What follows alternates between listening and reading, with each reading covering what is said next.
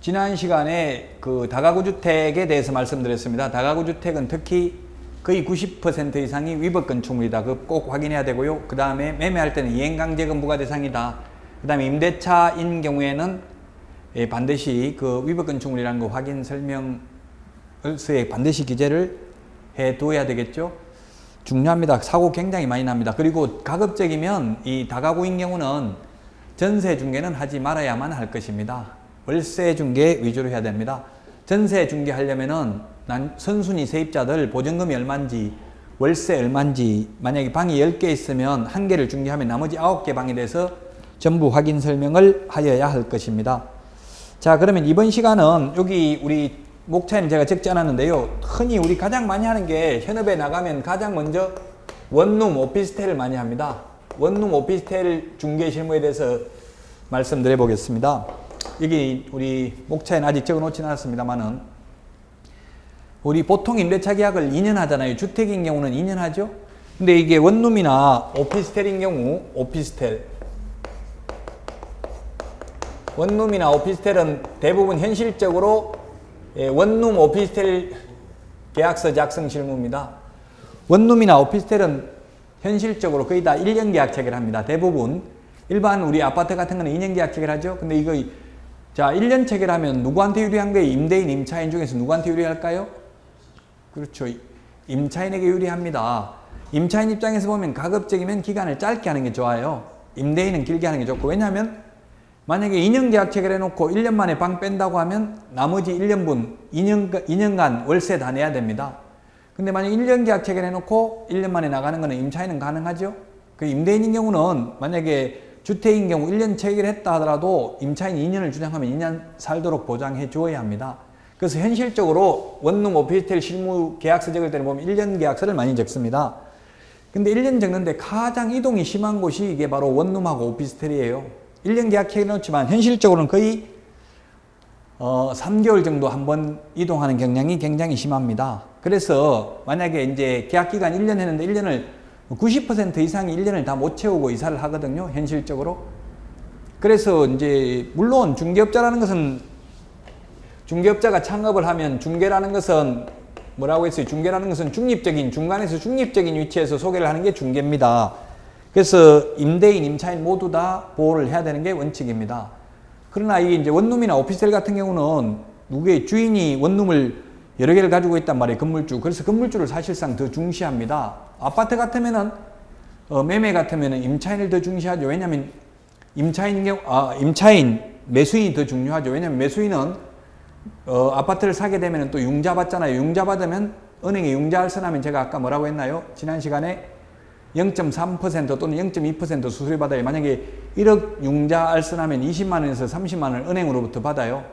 그러면 여러분들이 이제 현업에 개업을 해가지고 하면은 이제 각 은행의 대출 상담사들이 영업을 하러 올 것입니다. 그러면은 그 각 은행의 통장을 다 개설해야 돼요. 국민은행, 뭐 시티은행, 이런 기업은행 이런 식으로 은행 통장을 다 개설해 놓고, 만약에 시티은행 대출 알선을 중개했다면은 시티은행에서 그 대출금이 나가는, 즉 잔금 지급이 되겠죠. 대출금이 나가는 날 바로 중개업자 통장으로 아침 10시 안에 송금이 됩니다. 그게 불법이 아니죠. 은행에서 근거가 남는 통장으로 송금을 해준다는 것은 이게 불법이 아닙니다. 왜냐하면 대출 알선이 바로 뭐예요? 저당권 설정 알선이라고 보면 되고, 저당권 설정 알선을 중개하는 것도 중개이고, 따라서 최대 0.3% 주는 게 중개수수료는 아무리 낮은 구간에도 0.3%보다는 높거든요. 그래서 0.3% 즉 30만 원을 1억에 30만 원을 주더라도 불법이 아니고 여러분들은 받아도 됩니다. 대출 알선하고.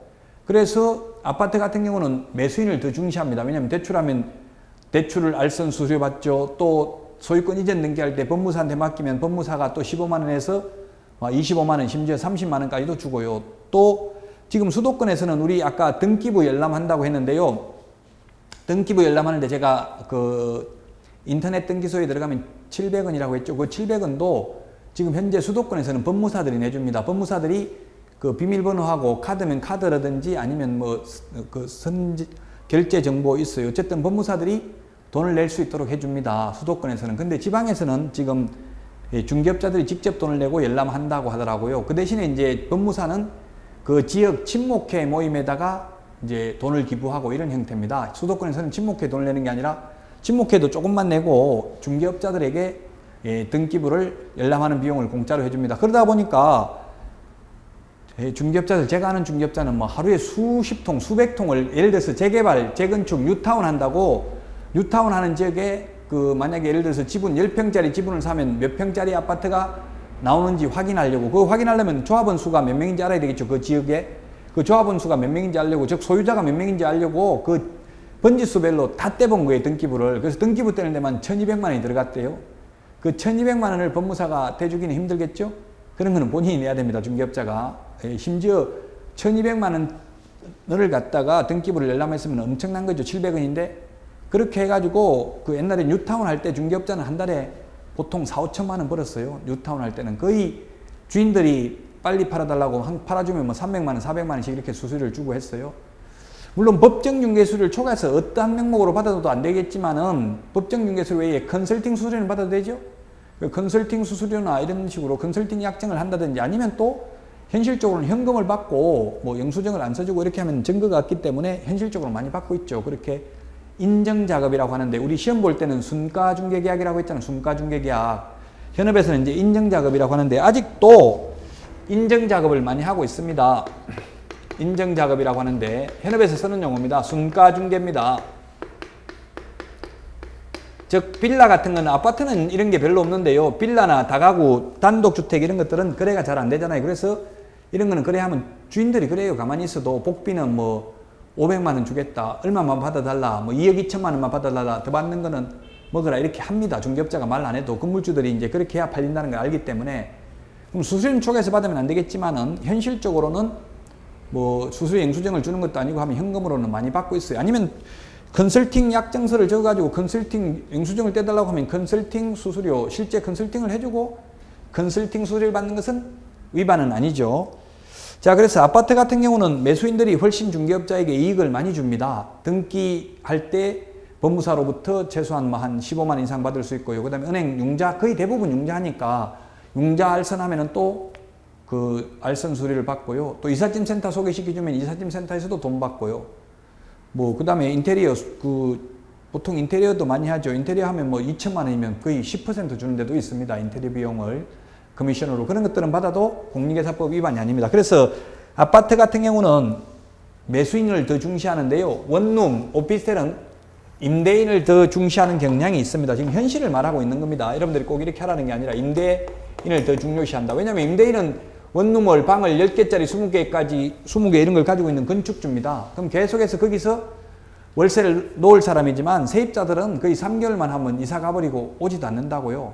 자, 그래서 물론 두 사람을 다 보호해야 되겠지만 현실적으로 더 임차인을 중시하는 경향이 있습니다. 그래서 임대차 계약을 체결할 때는, 계약 체결할 때는 약간 불편하지만 특이하게 명확하게 명시를 해두면은 나중에 분쟁이 생길 가능성이 희박해진다고요. 아무런 규정이 없으면, 특이하게 없으면 민법에 일반 법리가 있지만 그런 법 어디냐 하고 분쟁이 생기면 중개업자가 중간에서 피곤한 경우가 있어요. 그래서 제반 첫 번째 특약을 적을 때는 오피스텔 특약을 적을 때는 첫 번째 제반 의무를 선계한다는 것 기재하는 것이 좋습니다. 예를 들면 1년 계약을 체결했는데 1년 계약 체결했는데 3개월 만에 보통 이제 혼자 사는 분들이 많거든요. 회사 발령이 나가지고 이사를 가야 되겠다. 이렇게 하면 어떻게 되겠어요? 1년 원래대로 하면 어떻게 돼요? 1년 계약했기 때문에 1년분 월세를 다 내야 됩니다. 그래서 현실적으로는 어떻게 하냐면 1년분 월세를 다 안 받고요. 대부분 1년간 월세 받아버리면 보증금 500에 월세 50만 원이면 뭐 내줄 게 하나도 없겠죠. 예, 근데 어떻게 하냐면 보통은 특약으로 만기 전에 해지할 때에는 동일한 조건의 임차인, 똑같은 임차인을 구해놓고 나가야 되고 그 새로운 임차인이 들어올 때까지는 월세도 내야 되고 관리비도 부담해야 된다. 예, 이런 이야기를 꼭 하는 게 좋습니다. 그러면 이사 날짜도 어떻게 하냐면 급하니까 임차인들이 계속 월세 내야 되고 관리비 내야 되니까 그냥 새로운 임차인 들어온다고 하면 그 날짜에 맞춰서 이사 가는 걸로 적고 있습니다. 그 특약으로 명시하는 것이 좋습니다. 만약에 1년 계약했는데 1년 안에 방을 빼고 나갈 때에는 새로운 세입자 들어올 때까지 월세 계속 내야 되고 관리비도 내야 된다. 이런 걸 특약으로 적어야 돼요. 그래서 임차인은 가급적이면 계약 기간을 짧게 하려고 하죠. 그래서 최소한 보통 어느 부동산에 가더라도 1년은 해야 돼요. 1년보다 더 짧게는 거의 안 해줘요, 주인이. 3개월 해줘버리면 3개월 월세 받아가지고 중개수료 주고 나면 남는 거 하나도 없죠. 그래서 사실상 1년은 해야 됩니다. 그 1년 하는데 6개월 만에 나간다 이러면 나머지 6개월분의 월세를 다 뗄 수가 있는데 현실적으로 안 떼고 새로운 세입자 들어올 때까지 관리비하고 월세는 내야 된다. 옛날 지금 살고 있는 세입자가 내야 된다. 이런 걸 특약으로 적는 것이 좋습니다. 오피스텔이 주택으로 사용된다 하더라도 중개수수료는 오피스텔은 0.9%까지 받을 수 있죠. 임대차도. 그 중개수료 받을 때에는 우리 주택임대차보호법이나 세법상은 사실상 주택이면 주택으로 인정이 됩니다. 그러나 중개수료 받을 때에는 공부상 용도를 가지고 중개수료를 받아요. 따라서 오피스텔은 공부에 업무시설로 되어 있습니다. 업무시설. 따라서 중개수료 0.9%입니다. 예를 들면 오피스텔이 보증금 1,000만 원에 월세 50만 원이면 6천만 원이죠? 6천만 원이면 얼마예요? 6천만 원이면 곱하기 0.9를 하면은 6954, 54만 원입니다. 중개수리가 54만 원. 근데 이게 오피스텔이 아니고 원룸이 만약에 원룸이 6천만 원이라고 본다면요. 이거는 중개수료 뭐 거의 0.4나 이 정도밖에 안 돼. 0.4. 시도조례죠. 주택인 경우는 시도조례잖아요. 시도조례를 저도 다 암기는 못하는데 대체로 한 0.4 정도 될 거예요. 그럼 6, 4, 24, 24만 원밖에 안 돼요. 그래서 오피스텔하고 이건 54만 원이고 이건 24만 원. 대체로 원룸이라 하더라도 오피스텔인 원룸하고 그냥 일반 다가구 주택 원룸하고 중개업자 입장에서 보면 중개수료는 2배 차이 난다고요. 그래서 오피스텔을 하려고 선호하죠. 중개업자 입장에서 보면. 그 대신에 이제 의뢰인 입장에서, 임차인 입장에서 본다면 가급적이면 오피스텔보다는 다가구 주택 이런 것을 얻으려고 선호하는 경향이 있습니다. 수수료 차이가 2배 나니까. 미리부터 이제 수수료가 차이 난다는 말은 보통 안 하죠. 자, 그 다음에 중도 해지 시 수수료 누가 부담하는지. 중도 해지 시 수수료 부담입니다. 중개수료. 중개 해지 시 중개 수수료 부담을 누가 하느냐, 이게 문제가 되겠는데요. 원래 우리 판례에 하면 중개 수수료는 어떠한 경우에도 임대인이 부담하고 임차인이 부담하는 경우는 없습니다. 근데 현실적으로는 다 임차인이 부담합니다. 왜냐하면 만약에 1년 계약 체결했는데 6개월 살고 세입자가 나가면 주인은 나머지 6개월 기간 분에 대해서 월세를 다 받을 수 있고요. 관리비를 다 받을 수가 있습니다. 그래서 현실적으로 어떻게 하냐면은 남은 6개월간 월세를 안 받는 대신에 중개수료는 임차인이 부담하기로 한다. 이런 걸 특약으로 안 넣더라도 나중에 이제 해결할 수는 있지만 특약으로 미리 적는 게 좋습니다. 중간에 1년 계약 체결해놓고 1년 다 못 채우고 계약을 깨고 나갈 경우에는 살고 있는 세입자가 중개수료를 부담한다. 이런 걸 특약으로 넣으면 세입자가 내야 됩니다. 그런 특약이 없으면 주인이 임대인이 내야 되는데 그 대신에 임대인은 뭐라고 해야 돼요? 세입자가 수수료는 임대인 내야 된다. 이런 판례를 가지고 온다면 어떻게 하면 되겠어요? 그러면 나는 1년간 월세 다 받겠다. 그럼 보증금에서 1년간 월세 다 까고 내주겠다. 그 내주고 그 월세에서 중개수료 내면 되겠죠? 그래서 조금 계약서 작성할 때는 불편하지만 만약에 계약 기간을 다 못 채우고 나갈 경우에는 임차인이 중개수료도 낸다는 것을 특약으로 적는 것이 좋습니다. 자, 그 다음에 원상회복입니다.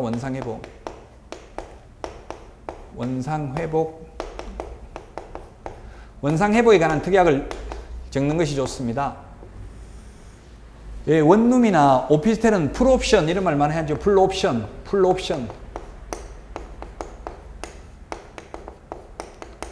뭐 침대라든지 세탁기, 냉장고, 텔레비전, 책상 이런 것들이 대부분 있더라고요. 원룸인 경우는 보면 풀옵션인 경우는. 그래서 이런 걸 임차인의 고의 또는 과실로 인하여 이런 옵션, 예를 들어서 텔레비전이라든지 이런 것을 파손한 경우는 손해배상한다. 이런 걸 명시하는 게 좋습니다. 그래서 또 이 계약 체결할 때는 옵션사항 있는 걸 반드시 체크해야 되겠죠. 지금 옵션사항 뭐가 있다. 텔레비전, 텔레비전, 냉장고, 에어컨 이런 것들이 있는데 이런 것들이 다 지금 고장나지 않고 정상이라는 걸 반드시 기재해놔야 됩니다. 확인설명서나 계약서에 기재를 해놔야 되고요. 그래서 만약에 지금은 정상인데 나중에 고의 또는 과실로 인하여 파손한 경우는 임차인이 배상을 해야 되고, 다만 노후돼서 오래돼 가지고 못 쓰게 된 경우는 그러하지 아니하겠죠. 임차인의 고의 또는 과실이 있다면 원상 회복 의무가 있도록 계약서에 기재하는 것이 바람직합니다. 옵션, 보통 옵션이 있는 게 문제가 돼요. 옵션이 없는 거는 큰 문제가 안 되는데, 이제 텔레비전, 냉장고, 세탁기 뭐 이런 것들이 대부분 원룸인 경우는 옵션이 많이 붙어 있죠. 그냥 몸만 들어가요. 원룸인 경우 몸만 들어갔다 몸만 나오는 경우가 많단 말이에요. 그런 경우는 이 임차물을 파손한 경우는 원상 회복한다. 임차인의 고의 또는 과실로 인하여. 그 다음에 이런 것들은 실제로는 특약으로 넣지 않더라도 민법이나 주택임대차보호법에 일반 법리가 정해져 있기는 합니다. 그래도 특약으로 명확하게 적는 것이 좋습니다. 만약에 1년 계약을 체결했지만 임대인 입장에서 보면, 주인 입장에서 보면 계속 오래 사는 게 더 바람직하겠죠? 워낙 자주 바뀌니까 주인들이 굉장히 힘들어해요. 너무 자주 바뀌니까 맨날 바뀔 때마다 수술해야 되고 이렇게 하니까, 물론 1년 안에 바뀔 경우에는 이제 세입자한테서 받아서 내니까 큰 문제가 없기는 합니다만은, 그래서 이 퇴실 통보가 뭐냐면, 우리 주택임대차보호법에 보면 어떻게 되어 있어요? 임대인인 경우, 임대인, 임차인이 다르죠?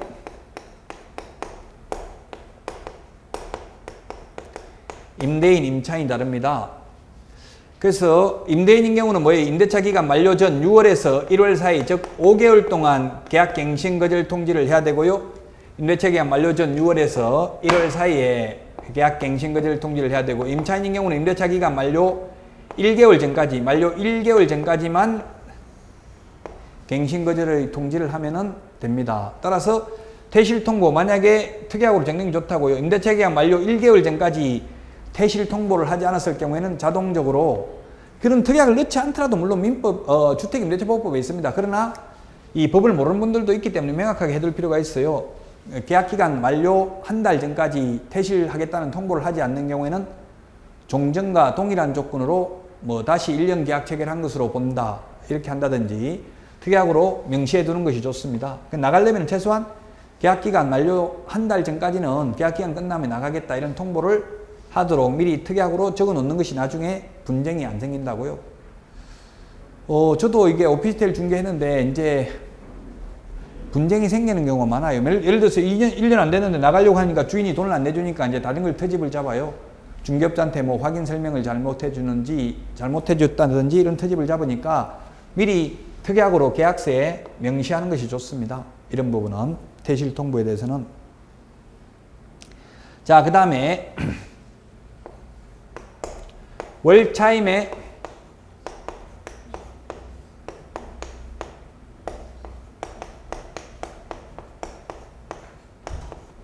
관리비,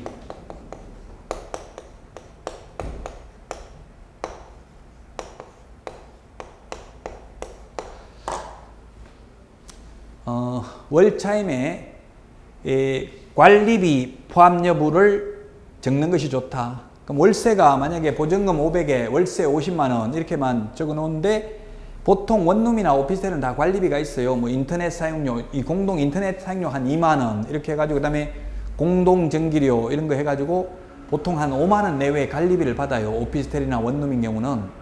뭐 수도나 전기, 가스 이런 것들은 쓰는 만큼 나오죠. 근데 이제 공동 전기료나 엘리베이터 사용료, 그 다음에 인터넷 사용료 이런 거 합해서 보통 5만 원 정도 받는데, 그 5만 원이 관리비가 5만 원인데 5만 원이 월차임에 포함되어 있는 경우가 많아요. 조그마한 그냥 개인 다가구 주택 같은 경우는 보통 포함해가지고 월세가 30만 원이면 그냥 아예 월세를 33만 원 이런 식으로 받더라고. 34만 원, 35만 원이 아니고 월세를 33만 원, 34만 원 이렇게 받는 거는 통상적으로 월세가 30만 원이고 관리비가 3만 원, 4만 원이라고 보시면 돼요. 보통 월세를 받으면 30만 원, 35만 원, 40만 원 이렇게 받지 33만 원 이렇게 월세 받는 경우는 드물죠. 그 33만 원 이렇게 되어 있는 경우는 대부분 월세에 관리비가 포함되어 있는 경우가 많습니다. 그래서 계약서에 월차임은 얼마고 관리비는 별도다, 아니면 관리비 포함해서 월세가 얼마다, 이런 것들을 반드시 기재해 두는 것이 좋습니다. 아니고 그냥 막연하게 월세가 얼마다 관리비 부분을 표시 안 해놓으면 나중에 분쟁의 소지가 있을 수 있고요. 자주 움직이다 보니까 이제 세입자들이 수수료를 내야 되고 이러면은 그거 내기 싫어가지고 중개업자한테 확인 설명 잘못했다 이렇게 항의할 가능성이 많다고요. 이의를 제기할 가능성이 많으니까 반드시 이 관리비 포함 여부도 기재를 하는 것이 좋습니다. 그 다음에 주로 이제 오피스텔에서 청소비를 받는 경우가 많더라고. 청소비. 청소비 부과도 기재를 하더라. 주인들이 거의 다 현실적으로 주인들이 이걸 청소비를 부과를 원하는 경우가 많아요. 예를 들면 세입자들이 원룸 같은 경우 써놓고 나가면은 보통 새로운 대부분 일반 아파트 같은 경우는 현실적으로 세입자가 있는 상태에서 동시행을 합니다. 새로운 세입자 들어가면서 종전 세입자 이사 나갑니다. 대부분. 그 전세인 아파트 같은 경우는. 그런데 원룸하고 오피스텔은 대부분이 현실적으로 이 방 빼고 방 비워주고 월세니까 보증금 얼마 안 되니까요. 뭐 많아봐야 한 500만 원 정도니까 거의 주인이 돈 내줘 버립니다. 내주고 다 나가고 나면 도배 같은 거 다시 하고 청소하고 나서 새로 세입자를 받습니다. 월세는 대부분 현실적으로 수도권에서는 월세인 경우는 도배를 주인이 다시 해주죠. 그리고 전세인 경우는 잘 안 해줍니다. 근데 부산 같은 경우에는 전세든 월세든 보통 주인이 도배를 다 해줍니다. 새로. 그래서 보통 청소비를 한 2만 원 정도 받더라고요. 2만 원 정도. 2만 원이나 3만 원. 2만 원 정도 많이 받아요. 방 하나 청소비. 왜냐면 막 그 혼자 살면서 남자분들 막 설거지도 안 하고 엉망으로 해놓고 나가버리면 그 청소하는데 피곤하니까 만 청소업체에 맡긴다든가 이렇게 하면 한 2만 원 정도 하나 봐요. 방 하나 청소하는데. 아니면 그 청소업체에 맡기는 게 아니라 보통 그 원룸이 뭐 15개, 20개 이렇게 되면은 전문적으로 청소해주는 분이 있어요. 뭐 일주일에 2번 한다든가 이렇게 하면은 그분들한테 청소 맡기고 방 하나 비었을 때 보통 한 2만 원씩, 15,000원씩 이렇게 주나 봐요. 그래서 청소비도 부과하는 경우가 많다. 이런 걸 여러분들이 알고 있어야 돼. 갑자기 처음 계약서 적을 때 무슨 청소비를 달라고 하냐 이렇게 할 텐데 보통 일반 아파트 같은 경우는 거의 청소비는 받지 않죠. 근데 원룸이나 오피스텔은 이사 나갈 때 청소비 2만 원 내고 가기로 한다. 그 대신에 왜 받느냐 이렇게 하니까 주인들이 그러더라고요. 당신도 처음에 들어올 때 내가 청소 다 해놨잖아. 옛날 세입자 나가고 나서 청소비 받아가지고 깨끗하게 청소해놨으니까 원래 원 상태로 청소를 해주고 가야 되는데 그냥 특약으로 적어 놓는 게 좋다. 만약에 청소비를 안 적어 놓으니까 얼마 부과한다 이런 걸 안 적어 놓으니까 현실적으로 문제가 생기더라고. 뭐라고 하냐면 2만 원 달라고 하니까 주인이 세입자는 내가 청소해 줄게 이렇게 하는 거예요. 내가 청소해 줄게 다 내놔라 해놓고 청소 안 해놓고 가고 이런 경우가 많이 있어요. 그럼 애매하죠. 깨끗하게 청소해 주기로 한다 하면 그 깨끗하다는 기준도 애매하고 그러니까 아예 청소비를 보통 2만 원 정도 이렇게 원룸이나 오피스텔은 부과하는 경우가 많이 있습니다. 보통 이제 관리비 포함 여부가 이제 월세인 경우, 원룸인 경우는 있는데 아파트 같은 경우는 아파트나 이런 경우는 이제 관리비가 따로 뭐 나오잖아요. 관리비가 따로 청구가 되니까 그럼 당연히 관리비 따로 낸다는 걸 알고 있는데 원룸인 경우는 포함되는 경우도 있다. 그 이제 아파트 임대차인 경우는 주의할 점이 뭐예요? 아파트 임대차인 경우는 장기수선 충당금이 문제가 많이 되죠. 장기수선 충당금. 원래 장기수선 충당금은 특별한 사정이 없으면 소유자가 내야 됩니다. 우리 주택법에 의하면 장기수선 충당금. 그 아파트 관리비 명세서에 나오잖아요. 장기수선 충당금. 그건 소유자가 내야 되는데 특약으로 임차인 내기로 한다 하면 임차인 내야 됩니다. 그런 경우도 있더라고. 현업에서 이제 하다가 보니까 주인들도 이제 장기수선 충당금에 대해서 좀 알다 보니까 보통 오래된 집들은 장기수선 충당금이 좀 많이 나오고요. 새 집은 안 나오잖아요. 처음에 입주하고 나면 1년간은 장기수선 충당금 안 나오죠. 1년 지나고부터 나오는데 사용검사 받고 나서 1년 지나고 나서 장기수선 충당금이 나오는데 처음에는 얼마 안 돼요. 근데 오래되면 이제 노후가 되니까 장기수선 충당금이 비싸지는데요. 보통 이제 주인들이 그렇게 하더라고요. 예를 들면 전세가 한 500만 원 차이 나는 거예요. 장기수선 충당금을 세입자가 부담하면 1억 5천이고 세입자가 부담 안 하면 1억 5천 5백이다 이렇게 내놓더라고요. 아예 매물 내놓을 때. 그러면 세입자들한테 물어보니까 어떻게 할 거냐. 500만 원 더 작게 주고 들어가서 장기수선 충당금을 직접 낼 거냐. 아파트 관리비 나오는데 그대로 낼 거냐. 아니면 500만 원 더 주고 들어가서 나중에 장기수선 충당금 받아 나올 거냐 이렇게 물으니까 대부분 세입자들은 그냥 장기수선 충당금 내고 500만 원 싸게 들어가겠다 이렇게 하는 경향도 있더라고요. 그래서 장기수선 충당금도 아무 말이 없으면 당연히 주인이 내야 되고요. 임차인 내기로 특이하게 적으면 임차인 내야 됩니다. 그래서 만약 여러분이 건물주라면 그렇게 하면 되겠죠. 500만 원 더 싸게 하겠다. 장기수증상금을 내주면, 안 내면 500만 원 더 비싸게 하겠다. 이렇게 현실적으로 하는 경우가 많이 있다는 말씀을 드렸습니다. 자, 우리 흔히 이제 가장 개업을 하면 초기에 계약서 쓰는 게 원룸 오피스텔부터, 원룸부터 시작해가지고 이제 뭐 단독, 다가구, 아파트 이렇게 하는데 처음부터 여러분들이 개업해가지고 나는 토지 아니면 중개 안 하겠다. 이렇게 하는 것은 바람직하지 않습니다. 이제 다양한 부분을 자꾸 배워야 되고요.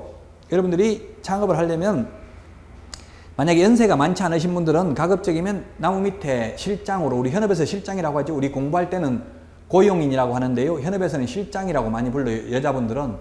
남자분들은 이렇게 원룸 오피스텔 하는 곳에 남자분들은 자격증 없는 분들은 부장이라고 부르고요. 자격증 있는 분들은 소장이라고 불러요. 소장, 현실적으로. 현실적인 이야기예요. 원래는 아무리 자격증이 있어도 대표자를 가리키는 명칭, 대표, 대표이사, 소장 이런 것들을 쓰면은 유사명칭 사인금지에 위반된다고는 하고 있는데 아직까지 자격증 있는 사람이 소장이라고 써서 위반되는지 여부는 판례는 없습니다. 근데 현실적으로 오피스텔 원룸 중개하는데 보니까 남자분들은 소장이라고 부르고요.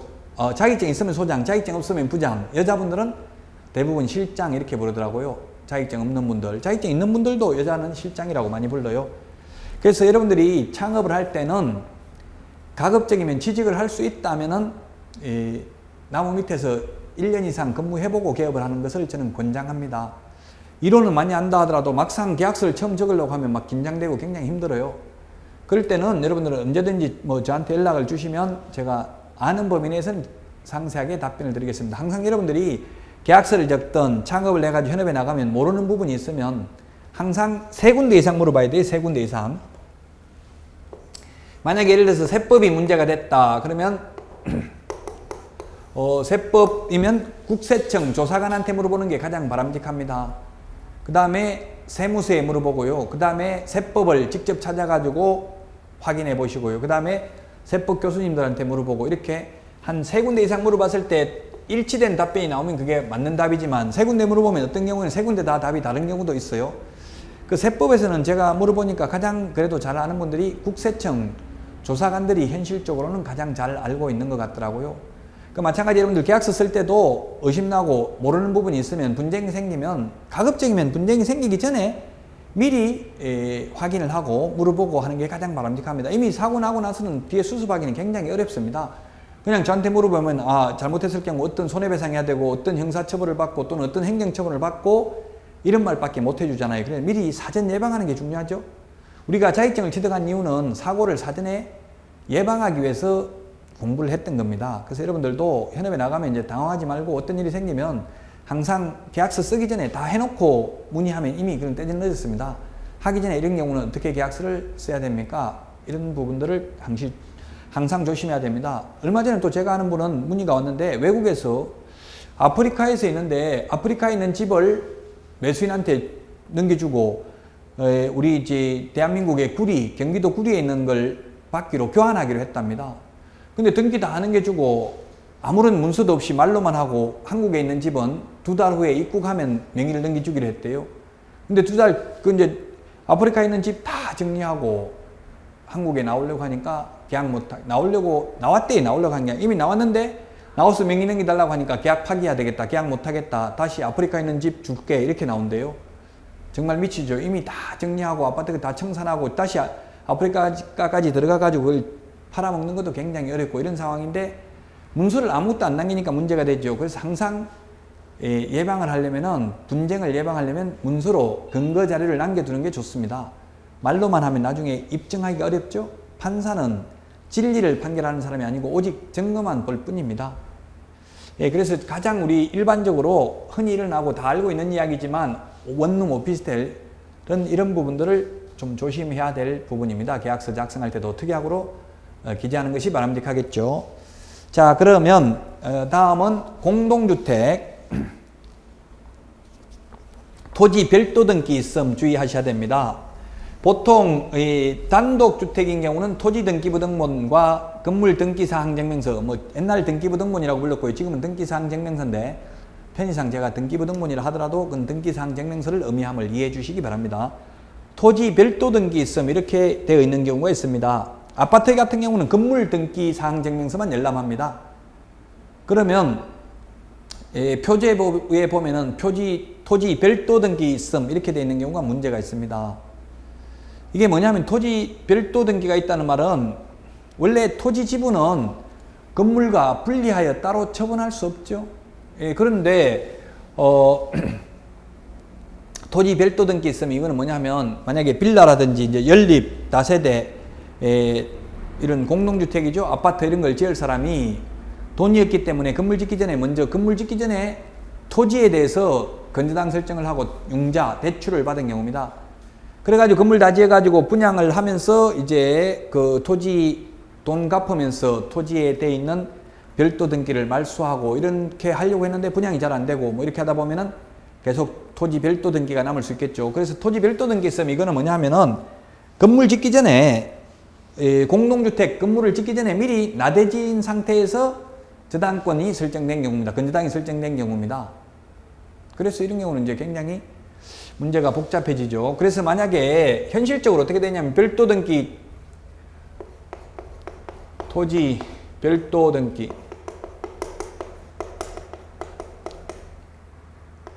토지 별도 등기가 있고요. 그 다음에 공동담보인 경우도 있고요. 이런 경우가 이제 문제가 있는데, 예를 들어서, 연립이나 다세대 이런 게 10가구가 있습니다. 10가구. 10가구가 있는데, 토지 별도 등기가 1억이 있습니다. 토지 별도 등기가 만약에 1억이 있으면, 10가구가 있는데, 1억이 있으면 이거 어떻게 해야 되냐면은, 현실적으로, 이론적으로는 이거 1억 다 갚아야 토지 등기, 별도 등기가 말소됩니다. 공동담보도 마찬가지입니다. 10가구를 다 담보로 해가지고 대출을 1억 받았습니다. 융자를 1억.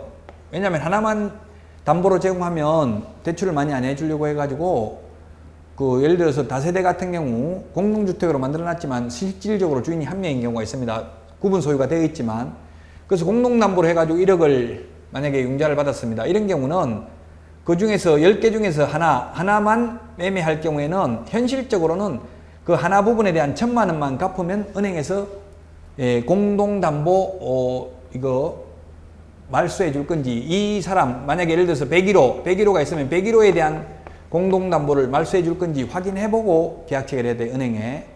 보통은 해줍니다, 현실적으로. 그러면은 그 1억에서 10분의 1인 1,000만 원만 갚으면, 만약에 이게 1,000만 원 아니고 1억을 혼자서 다 갚아야 된다면 문제가 되겠죠. 그래서 1,000만 원만 갚으면 이 101호에 대한 공동담보가 말소되는지 여부를 확인하고 계약 체결해야 됩니다. 토지 별도 등기되어 있는 경우 이것도 마찬가지입니다. 만약에 1억이지만 10분의 1인 1,000만 원만 갚으면 이 101호에 있는 토지 별도 등기는 말소해 줄 수 있는지 여부를 반드시 확인하고 계약을 체결해야 됩니다. 공동담보나, 그래서 원래 공동담보가 되어 있으면은 실제로는 101호부터 10개가 있으면, 방이 10개가 있으면, 공동담보 설정되어 있으면은 10개 모두 다 각각 1억에 대해서 사실은 위험 부담을 하고 있습니다. 그러나 현실적으로는 그 자기 지분인 10분의 1만 갚아도 대부분은 말소를 해줍니다. 이 공동주택인 경우는 이런 토지 별도 등기나 공동담보 이런 것이 문제가 될 수 있고요. 그 다음에 아까도 이야기했지만 현실적으로는 이제 장기수준 충당금 이런 것들은 대부분 이제 집주인 내야 된다는 걸 거의 다 알고 있습니다. 제가 한 15년 전에, 15년 좀 더 됐네요. 15년 전에 전세를 살다가 이 장기수준 충당금을 주인한테 달라고 하니까 그냥 주인한테 달라고 할 수는 없죠. 그래서 어떻게 했냐면은 우리 관리사무소에 가면은 장기수준 충당금이 언제 입주자 카드를 적어요. 처음 입주할 때. 그래 언제부터 언제까지 장기수준 충당금 얼마 냈는지 다 열람을 해주고요. 그 다음에 교부도 해줍니다.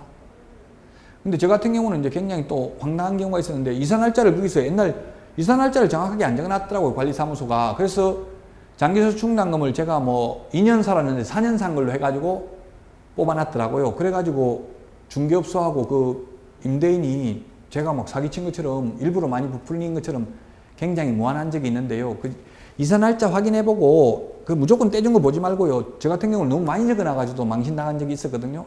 관리사무소에서 그 여직원이 잘 몰라가지고 더 많이 떼주더라고요. 그러면 내가 전입한 날짜가 언제인지 맞는지 확인해봐야 돼요. 4년 걸 떼버렸더라고요. 4년 걸. 그러니까 몇십 훨씬 2배나 돼버리니까 주인이 왜 이렇게 많냐? 당연히 말하겠죠.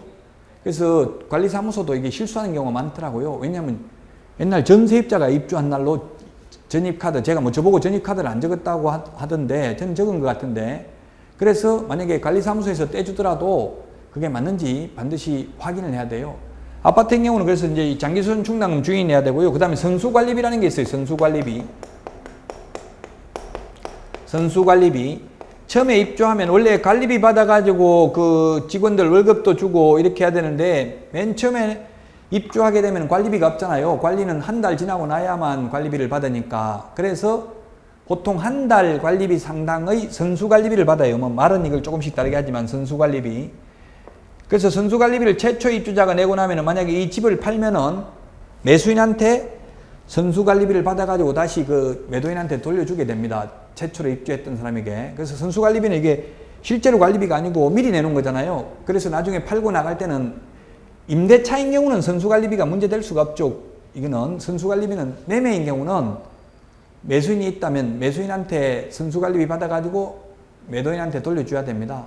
그 잔금 치를 때, 계약서 쓰고 잔금 치를 때 반드시 이 선수관리비 부분하고 그 다음에 장기수선 충당금을 주의해야 되고요. 제세공과금은 뭐 크게 문제될 거 없잖아요. 그 제세공과금은 나중에 나옵니다만, 제세공과금은 그 현 시점에서 잔금 치르는 날까지 쓴 거는 전 세입자가 내면 되고요. 새로 쓴 거는 이제 새로운 세입자가 내면 되니까 크게 문제가 안 되는데, 이 선수관리비 부분, 임대차는 선수관리비 신경 쓸 필요가 없는데, 매매인 경우는 매수인한테 받아가지고 매도인한테 돌려줘야 된다. 선수관리비. 그 다음에 임대차인 경우는 장기수선 충당금은 주인이 내는 거다. 세입자가 내는 것이 아니라 소유자가 낸다는 점을 주의하셔야 되겠습니다. 자, 그러면 쉬었다가 이제 상가, 임대차, 권리금 등에 대해서 살펴보도록 하겠습니다.